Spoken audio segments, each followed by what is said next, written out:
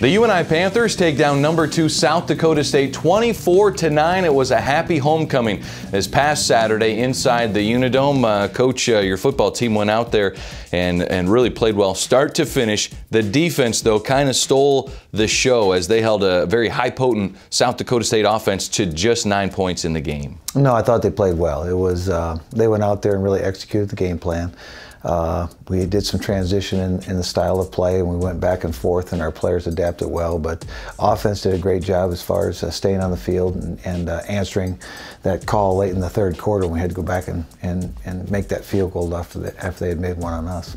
It's always a tough week in the Missouri Valley Football Conference, but South Dakota State, they had the #2 offense in all of FCS. How impressed are you of what you saw from your defense putting together a full 4 quarters? Well, I was pleased. I thought our pass rush was good. I thought our coverage was good.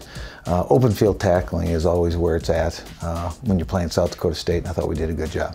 Run defense was a big key for you as they averaged over 7 yards per carry coming in. It was about 2.2 yards per carry in the football game on Saturday. What was the key to stopping the run of South Dakota State? Well, once again, I thought that open field tackles, we were cleaning our tackles, and they got out a couple times, but I thought we really did a good job of getting him on the ground as soon as there was contact with the football. But it was a team effort. There was no way one guy was going to be the difference. It was going to take all 11.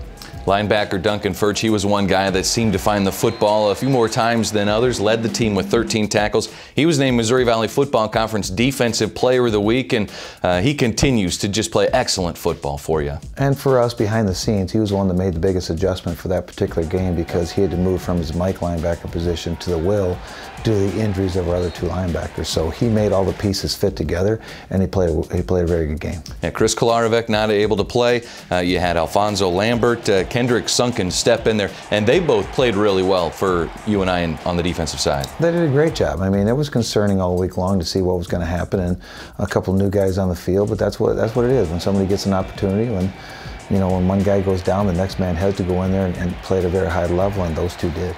They like to salute that defensive line because they were putting pressure on the quarterback. They were making a lot of stops back there as well. What did you see from the defensive line, and then how does that help those linebackers kind of settle in? Well, I felt our defensive line got great pressure, even a couple turnovers because they were hitting the arm of the quarterback at the throw. We were getting him out of the pocket and keeping him on the run, and we had 3, 4, and 5-man pressures coming at him, and all were effective, and that's due to the effort. Seemed like everybody from Ricky Neal to Ellerson Smith, Bryce Douglas, Jared Brinkman, everybody was kind of taking their turn of breaking up a play.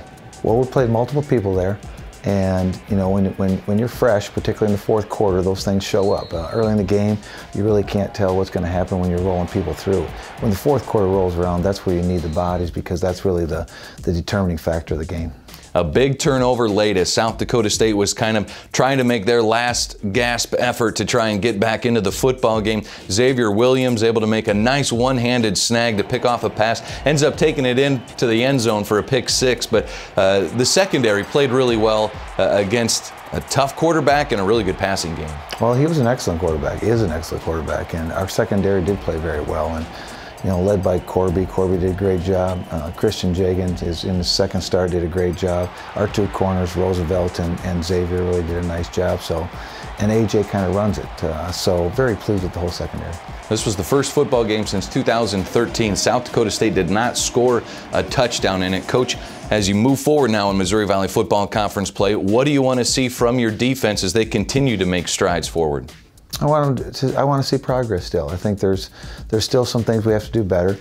We need to just stay humble because we played a good game, but we got to get to the next game and get ready for that. Just stay humble, be aware of what you did, be conscious of what you did wrong, make the corrections, and continue to play at a high level. Saturday at Western Illinois. Is it a similar offense? Sean McGuire at quarterback, heavy emphasis on the passing game. Well, heavy emphasis, but he's a competitor too. I mean, he's like the one we just played. This quarterback's filled with quarterback. This league's filled with quarterbacks. So we're going to be challenged again in a different way. And again, we're going on the road, so we have to do a great job. The Panther defense faces another veteran quarterback this Saturday at Western Illinois. When we come back, we'll have some UNI football golfing alums out on the golf course, that is, and we'll also take a look at the UNI offense from this win over #2 South Dakota State.